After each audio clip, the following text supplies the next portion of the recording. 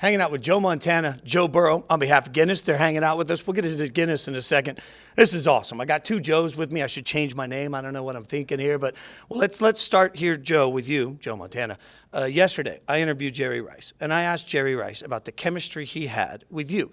And he said if he could have, he would have dated you. So, number one, how are we feeling about that? Like, you dating Jerry Rice back in the day? He's too ugly for me. No, and Joe will tell you that sometimes a receiver comes along that just there's something easy about him to read. When they're making their break, when they're like Jerry would every now and then decide I'm supposed to run a curl, but the hell, I'm going to the post. It doesn't. You're going. And when I got to Kansas City, my old offensive coordinator was there, and he goes, "Wait, this looks like this play, and Jerry's supposed to run a hook, and he ran a post." He goes, "But you look like you hit him in stride. You look like you knew what he was doing." I go, I don't know what to tell you. Every now and then he would just take off. But he's really, really easy to read.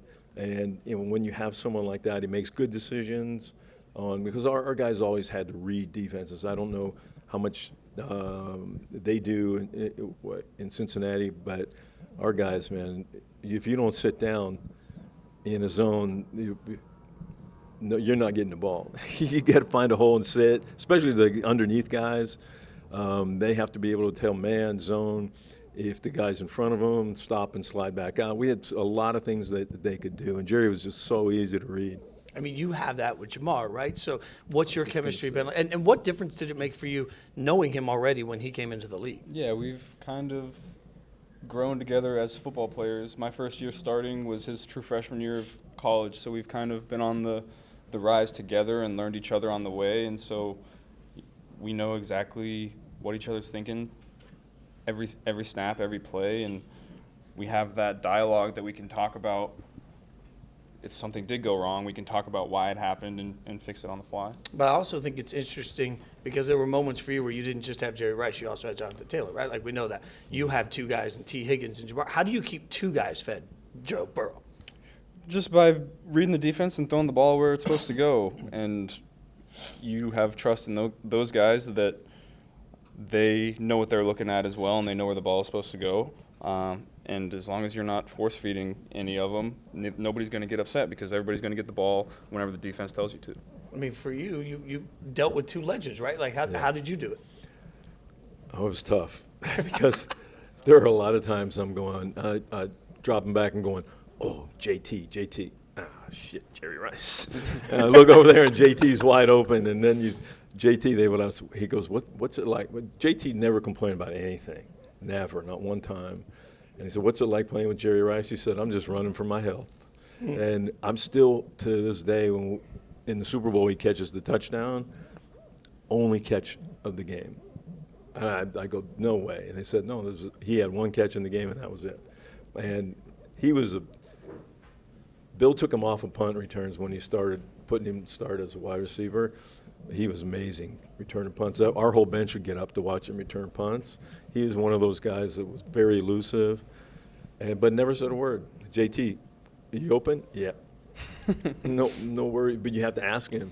He would never come back, never talk. If you wanted to talk to him, he'd tell you, but he never complained about anything. I mean, Burrow, come on. You're getting in the huddle. How many times are you hearing multiple people say, man, I'm open? I mean, that offense, I'm open. I mean, all the time, but I want to hear that from my receivers. That means that their confidence is high and that they want the ball, and that gives me confidence to throw it to them in those situations, honestly. But how many times they say that to you, then you turn on the film, Jerry, just three guys on you. You're open? Yeah. Have you ever had a wide receiver come back and be like, nah, man, I wasn't open at all, but thanks for forcing it in? No. Jamar will do that every now and then, yeah. I'll ask him, and he'll be honest with me whether he was open or not. That's amazing. Yeah. Now, both of you, in some ways, have another similarity to me because you turned around the Bengals and the way they're perceived. And looking back at the 49ers, they were not perceived when you got there the way that they are now and the way that they were after you finished your dominant era. So what kind of pressure comes when you're sitting in there and you're responsible not just for being a quarterback, but also for being a franchise savior? Well, I was lucky to be where I got at the time I got there. Right? When I first got to the 49ers, we were 2-14 my first year, and we looked like the Bad News Bears in football. But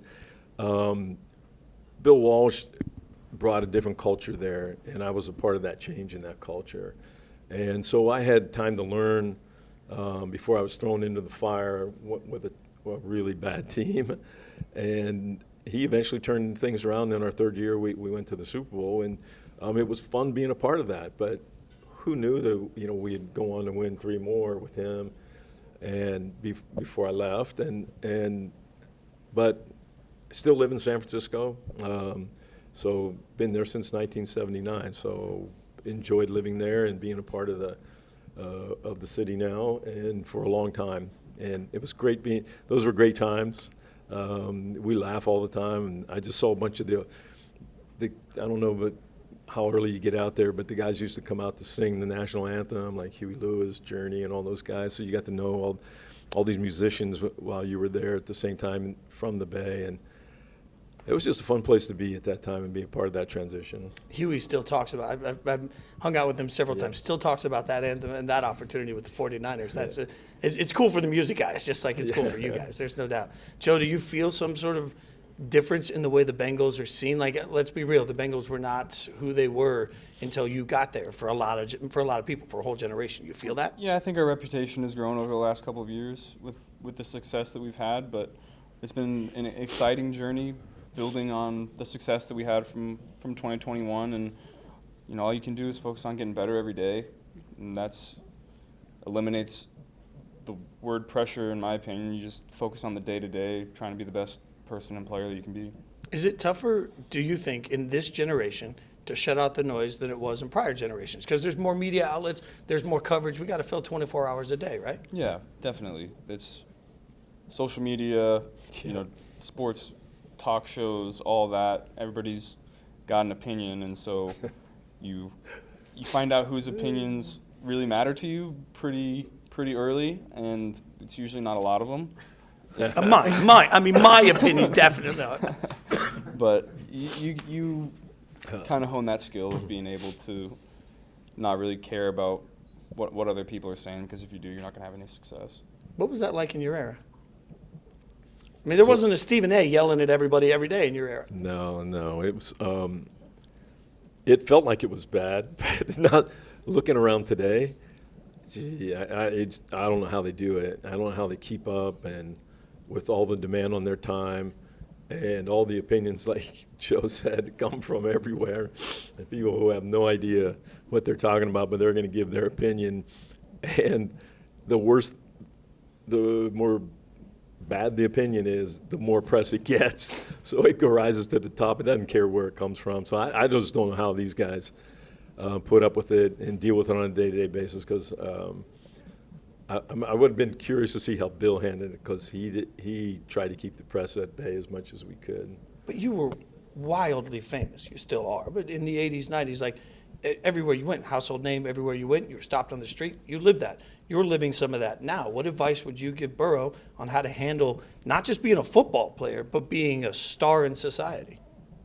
Well, I think he'll find that you have to draw lines at some point in time in the sand where you're with your family, and I have 4 kids and 3 grandkids, and you go places, and I'm there for the same reason most of the other people are, right, for vacation or whatever, and you just have to say, this is my time with them, and otherwise you won't get that time if you don't eventually do that. And it's hard to do. It's hard to say no.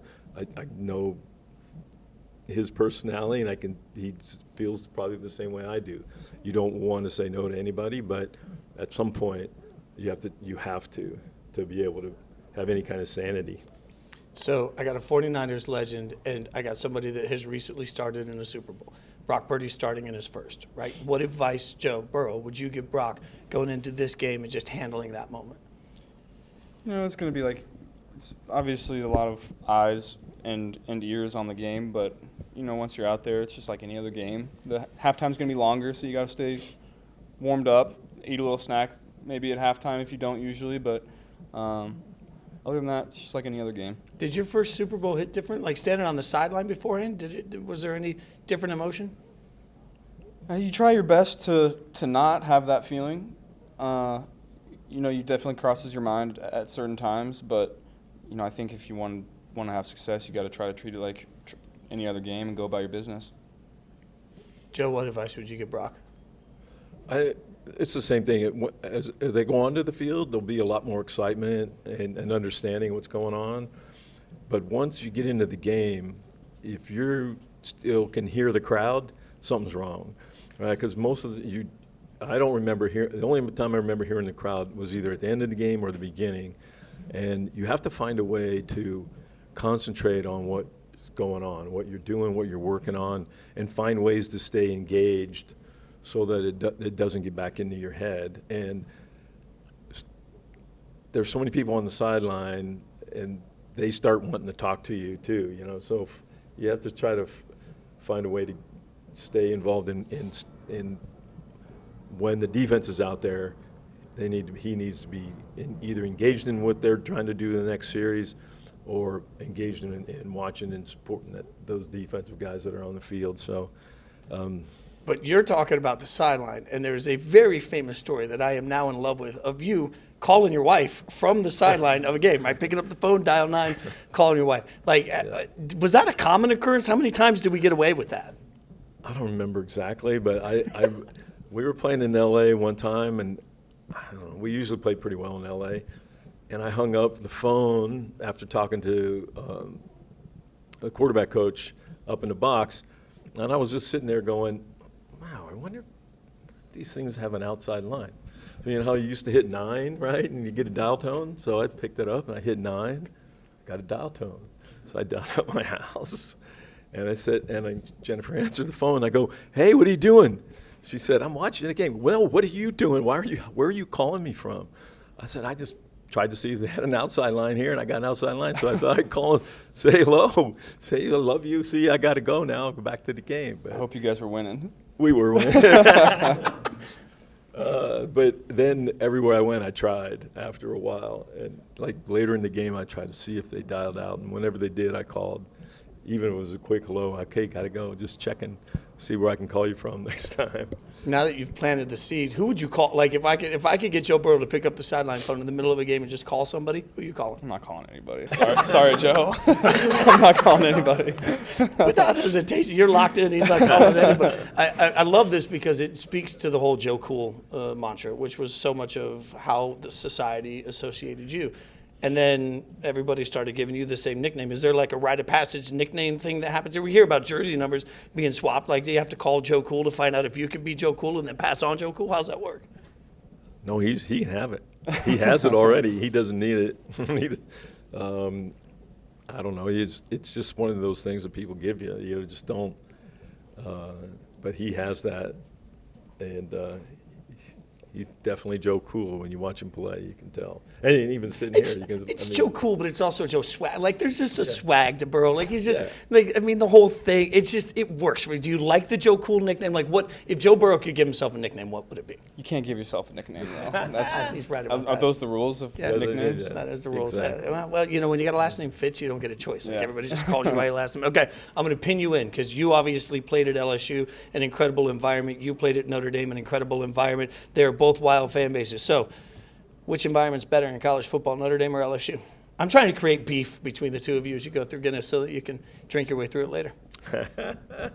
Well, he's going to say LSU, and I'm going to say Notre Dame. So I think they both have great fan bases. Have you ever been to a game at LSU? No, never been. Not bad. Have you ever been to one at Notre Dame? No. Well, yeah, but have you ever been to a Notre Dame game in Ireland? I have not, That's no. it. We played in Ireland. Okay, what's the craziest atmosphere you ever played in?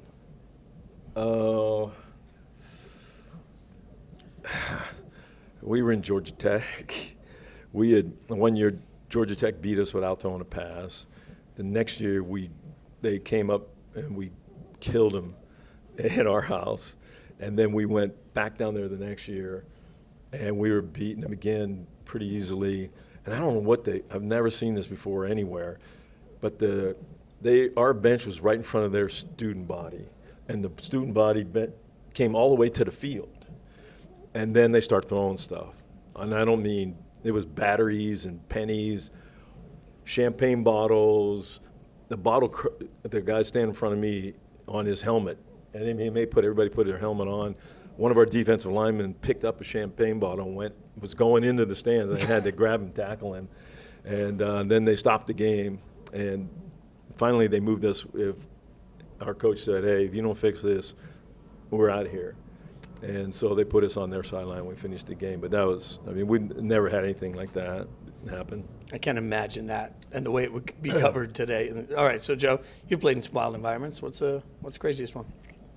There's a lot of crazy ones. You know, Florida, the swamp is crazy. I didn't play, but I was on the sideline for a whiteout at Penn State. That one's always exciting. Those are probably the two. But nothing tops LSU, right? Just No. Nothing tops, unless it's Notre Dame, which has, look, I'm not taking any dog of this. All right, so tell us what you guys are doing at Guinness. I know we're coming up to St. Patrick's Day. It's a time when everybody's thinking about Guinness. What are you guys up to? Yeah, one of the big reasons I wanted to partner with Guinness and with Joe as well is because of their Guinness Gives Back program. You know, that means a lot to me.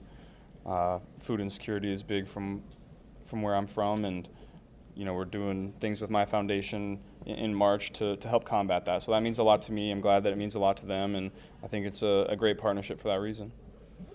Yeah, and you know, here we are. We're at the big game, and obviously Guinness's big game's coming up here in March, and St. Patrick's Day. This will be my fourth one, and for the same reasons a lot that Joe talked about. I've had done a lot of partnerships, but as I alluded to earlier, is that Guinness has been the best partner by far to have been worked with. Their give back program, what they do, the communities they're in, and we had a great experience on the last year where I actually got to take my whole family over to Ireland to watch the Notre Dame Navy game. Went over there to the Guinness Storehouse, and if you haven't been there, you got to check it out. It's insane, and they not only are giving to the community, but they are a fun group to be with at the same time, and you can't usually find those two things together very often. One of the coolest experiences of my life was learning the perfect pour at the Guinness factory. Like, it's an art. I'm just saying, it is an art. Yeah, it is crazy. All right, boys, thanks for hanging out with me. I appreciate it. Thank you.